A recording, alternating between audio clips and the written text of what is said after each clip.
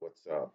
So I read in the next 15 pages, I read the first 15 pages of Der Zauberberg by Thomas Mann, and I don't know why I'm saying it like that. I'm sorry. It starts off with the Vorsatz and then Ankunft.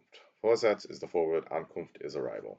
So the Vorsatz describes the temporal conditions that are going to occur in order for the story to be told. Why is this story told in the past? And Mann describes it, or the narrative describes it, as the deep past, even though it's something that only occurred probably, no, not probably, 10, less than 10 years ago. The novel is published in 1927. These events occur before the First World War. So I guess more than 10 years ago, but the war ended less than 10 years ago. We're set into a world that is pre-World War One. Why is it called the Deep Past when it's not that long ago? I surmise, my guess is, it's because it is the deep past in the sense that things have changed in such a dramatic degree to where it doesn't seem like the same world. It seems like a mythological world that we cannot imagine to be possible because of the intensity and the violent sort of ripping out of that world that was the First World War. We don't realize this because we are on the other side of that First World War. We did not experience that First World War. So we don't know what it was like beforehand.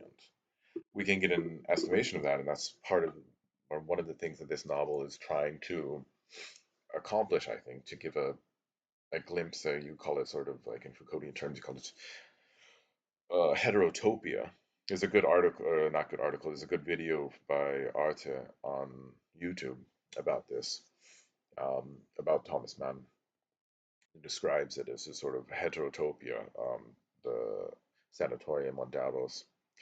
So we're told that this takes place in the deep past, and we're given the intimation that the reason this is a good thing is because it makes it possible to narrate this novel. The farther in the past it is, the better, we are told.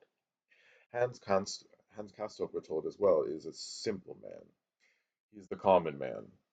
This doesn't mean that there's nothing That means that there's nothing specifically remarkable about him, but we're also told that this story belongs specifically to him, and that not each story passes, this is sort of a German formulation of using how do you say in English, goes with, not every story goes or fits with every person, passes with every person. And so this is his story. Even if he's unremarkable, this is still his story. It's not your story, it's not my story, it's his specific story. And then after we get past this preamble, this Vorsatz, this foreword, we are into the Ankunft, the arrival. His arrival in a few pages, few page description of his arrival in Davos, in the mountains, in Switzerland, at the sanatorium, or pre-sanatorium, in the village of Davos. He's traveling from Hamburg to Davos. He's going from one end of the German-speaking world to another end. He's going from below to above. So we're getting different sort of themes here. Um, we're getting the encompassing of the German world. We're getting a microcosm that we're going to see in Davos in the sanatorium, and we're also getting we're also experiencing, or a theme is occurring, of moving from below to above, of moving from a state of commonness to a state of exaltation, possibly. And in this sense, we also get a feeling that the sick on Davos are a sort of an elect elite who see themselves outside of the everyday world. The everyday world being the world below, being the world that Hans Castorp is coming from, right? Hans Castorp, when he first sees Joachim, his cousin, who picks him up ahead of time, or at a stop before Hans thinks he's supposed to be picked up from, sort of so catching Hans off guard.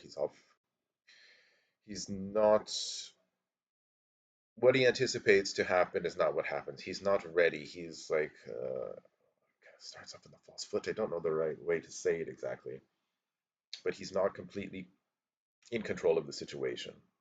What he thinks is going to happen does not happen. He's not ready for what is to happen. He sees his cousin, Joachim, and he said, well, Joachim, you're tan. Joachim, you look good. You're going to be coming home with me in 3 weeks. You're fine. And Joachim says, whoa, whoa, whoa, whoa. You need to slow down. Up here, amongst us, we, 3 weeks is but a day for you lowly people down there. 3 weeks for us is nothing. We don't count time by 3 weeks. We count time by 6 months. Is it, that is a common measurement of time. We're not talking about days. We're not talking about weeks. He says, and though I look healthy, there is a rottenness inside of me. There's a wet lung. There's dark patches. So the snows of Davos, the snows of the mountains have tanned me, but I still have this illness within me that you cannot see. So you can see this is sort. You could use this, I don't know, as a metaphor for Europe at the time. I don't know. I think as we read, we'll get deeper into that. We'll see how well that plays out. But yeah, so he sees his cousin, and then he has this short sort of discourse on time and what time means between the Flatlanders and the Highlanders, and then he mentions the doctor that's been taking care of him, and Hans Castor at one point says, "You're speaking so strange," and it's because he's using the we when he's referring to himself or when he's referring to the sanatorium. So it's as though what Hans Castor finds strange is that he is being excluded from this, and he sees there's almost a cult-like quality to the we-ness of Davos, the we-ness of the sanatorium. So we'll see how that plays out in the next few pages next time we meet with one another and we talk about this. I tried recording another one on my phone, and then you gotta like switch it, and then you gotta edit it. I have no time for that. You don't have any time for that. Let's get these out, smash them out. Okay. See you next time.